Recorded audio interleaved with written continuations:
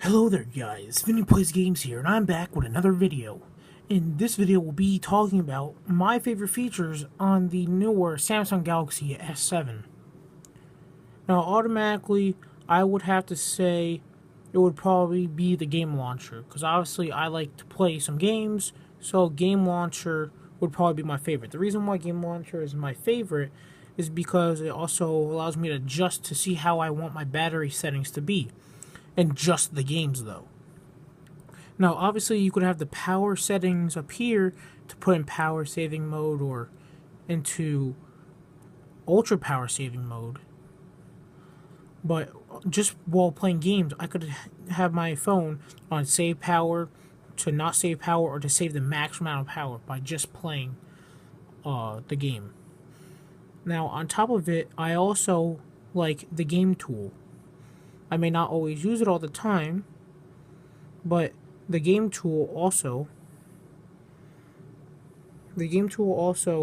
allows you to turn off receiving notifications, to turn off the home button, to lock the home button, and other cool things that I would suggest to turn on, but sometimes I just don't like it.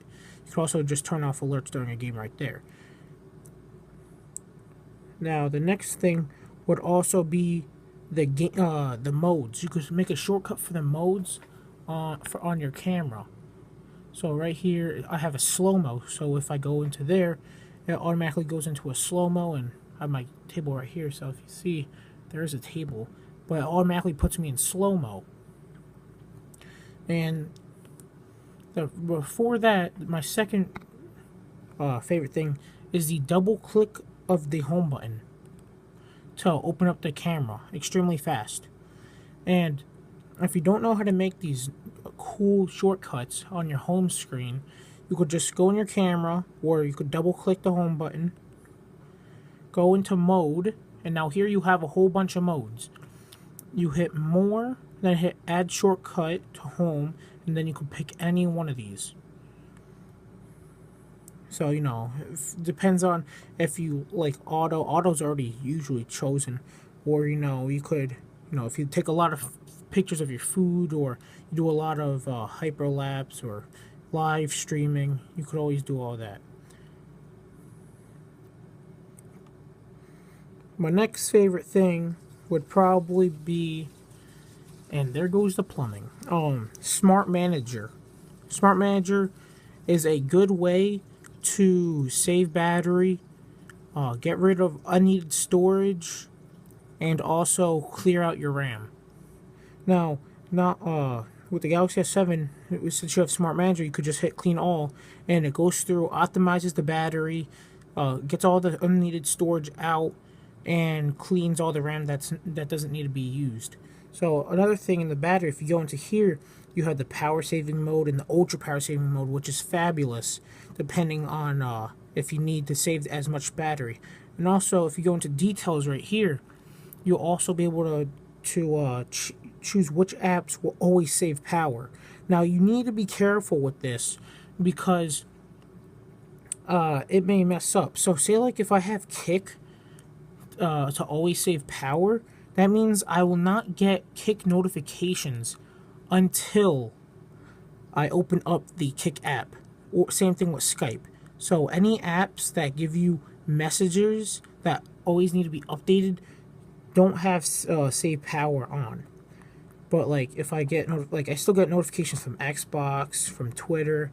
Like it doesn't have to be instant. But that's what I like. One other thing is the virtual reality.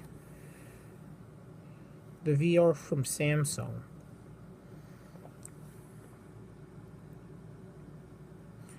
This is another great cool thing that that the S7s have the ability for, but also the S6 and the Notes and there's a few other Samsung phones that fit here. That fit in the phone. Now this is very cool because it's just $99, and most of the times you could get it free with a package See, $99. If you could get it free with a package while buying a new Samsung Galaxy S7 or S7 Edge.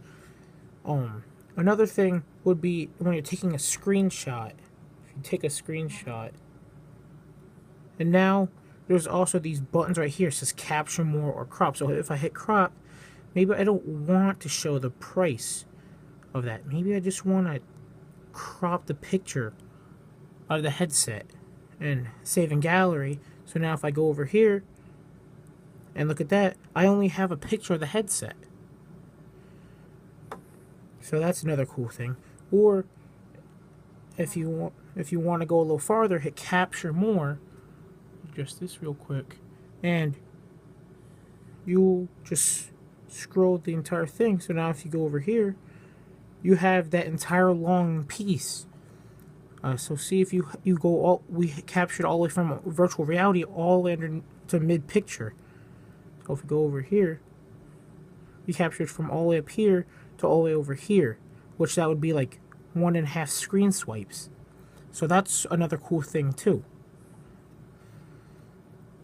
Another thing is the always on display, which should activate right there. The always on display. It uses barely any battery power, and it gives you any notifications that you have. I particularly like this because I get to see the time, I get to see the date, get to see my battery percentage and other notifications, because sometimes having that LED indicator up there in the top left corner, which is slightly cut off, could be really annoying, because you just see something flashing and flashing and flashing. And another thing are widgets. I really enjoy the widgets, because if you go over here, then you could just hold down the screen. I'm holding down the screen, and you should see widgets. And then you have a whole bunch of widgets. And my favorite widget, of course, is the Smart Manager widget, which I could quickly hit clean all, and it clears all the RAM automatically for me. So there are just a few features that you could go through. So if you go into settings, you have Smart Manager up here. You could also edit this to up here, so you could choose what you want up top. So up there, so to activate the always on display, you would obviously go into display, which I have right here. Hit always on display and swipe that on. Then you could also choose the type of clock you want. So you know, if you like the analog, you'd have that. If you could have digital, you could have a whole bunch of different styles. And then also, if you back out, go back into display, you should also be able to choose your screen mode, which I'm not sure if this is new or not, but I particularly like it, because sometimes you could choose whatever you want. You could choose, you know, adaptive display, AMOLED cinema, AMOLED photo, or basic, which you will see a difference. And smart stay on, I have no clue what this is. I don't even get why I have this on. It's a waste of battery. I'd turn that off. But I would particularly say, if you have always on display on, I would say you don't need the screen timeout to be as long. But I think that's I think you could also do a little bit more on the always on display. You could also choose the background image. Now, you could have just none and have black, or you could have like a slight tint blue in there. I'm not sure if you could even see anything in the video. Probably not. No, I don't think so. But you could change the images. Another thing would be a theme store. Now you could just hold down on the screen and hit themes, and you have a whole bunch of themes. You could get free themes, you could get other themes that you could pay for, but I just have a whole bunch of free themes. Like, here's the default, material dark, white, and then I have this is the one I'm using now, this one. But I also use these other ones. I particularly like to use the darker themes because they use less battery life. But that's about it for this video. I think those are the most my favorite things about well, actually no, there's one more. right here, the grid, screen grid. A lot of smartphones, particularly the iPhones, they restrict how many icons you could have on a page. Now, right now, I have it set for 4x5, but you can have it a 4x4, 4x5, or a 5x5. Now, I like to have the 4x5 because I feel like 4x4 is too small, and the 5x5 is just too much. There's just too much on a page. So I think the 4x4 is the best one. But that's my input on the best features in the Galaxy S7. And if you enjoyed, please like, subscribe, and comment. And I'll see you on the next video.